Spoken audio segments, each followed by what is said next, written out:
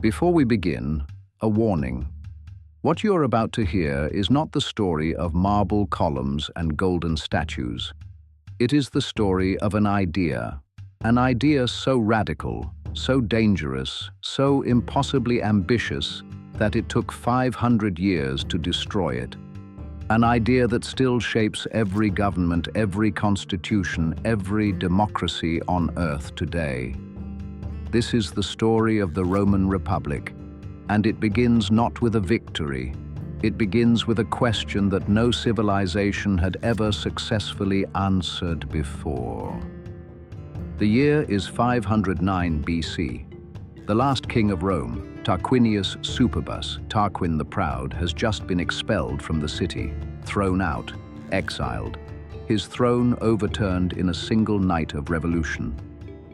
For 244 years, Rome had been governed by kings, 7 kings in total, some wise, some cruel, all of them certain of one thing, that power belonged to them alone, and now there is no king.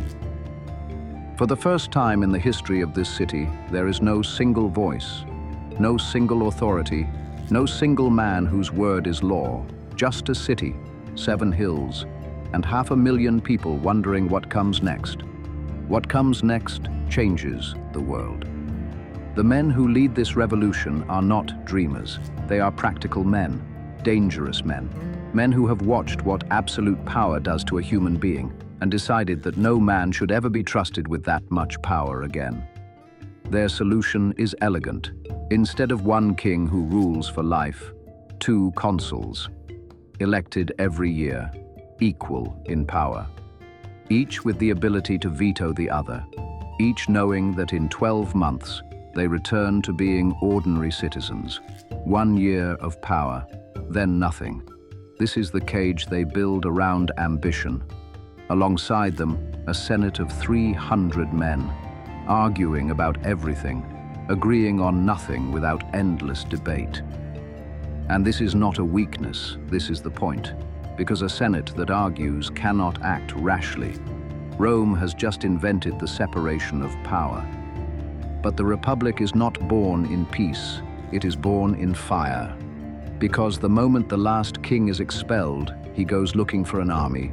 He finds one in Lars Porsena, king of Clusium, the most powerful Etruscan ruler in Italy.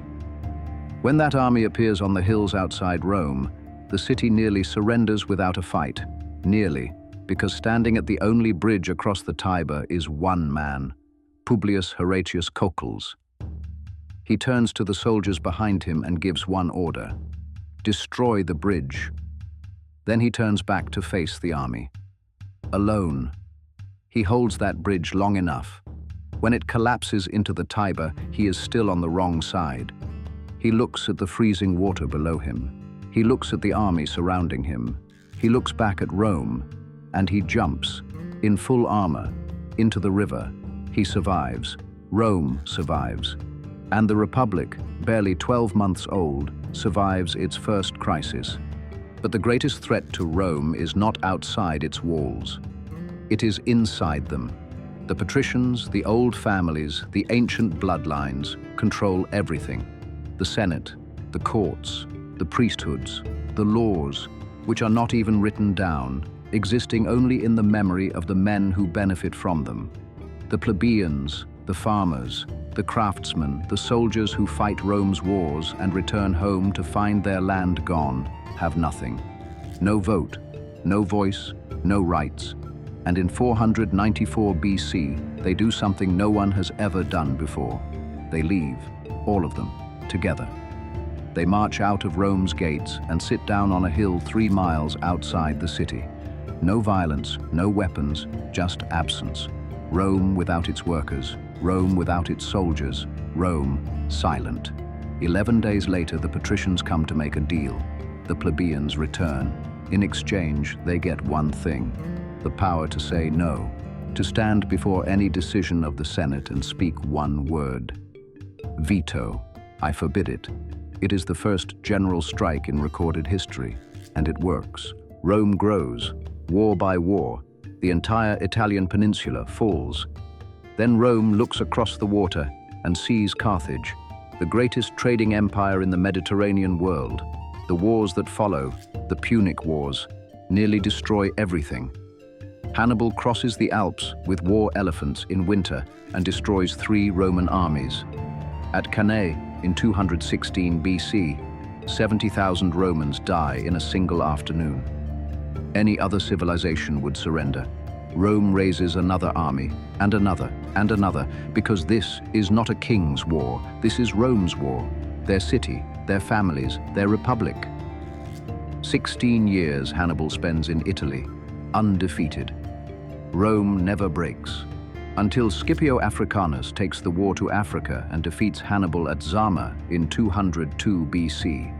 Rome has survived the greatest test in its history. Greece falls, the Middle East falls, North Africa falls, Spain falls, Gaul falls. Rome is the master of the Mediterranean world. The Republic has conquered an empire, and that empire will destroy the Republic. The wealth of conquest flows not to the soldiers who won it, but to the wealthy. The small farmers who built Rome return from war to find their land taken, their families struggling. The gap between rich and poor becomes a chasm. Tiberius Gracchus tries to fix it with land reform. The Senate beats him to death on the steps of the Capitol with broken chair legs. It is the first political murder in the history of the Republic. It will not be the last. His brother tries the same reforms. He is killed too. Then comes Sulla, a Roman general who marches his army into Rome itself and uses his legions not against a foreign enemy but against his own political rivals. He rewrites the constitution at sword point, then resigns. As if that makes it acceptable, it does not, because every ambitious man in Rome has watched what Sulla did, and they have all drawn the same conclusion. The lesson is not do not march on Rome.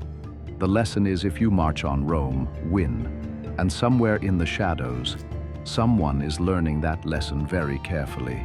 His name you already know, but that story belongs to next week. If this moved you, subscribe to MagicHist, like this video, and turn on notifications. Because next week, Julius Caesar rises, the most dangerous man Rome ever produced.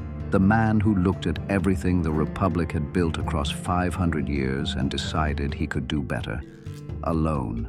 Trust me, you do not want to miss what comes next.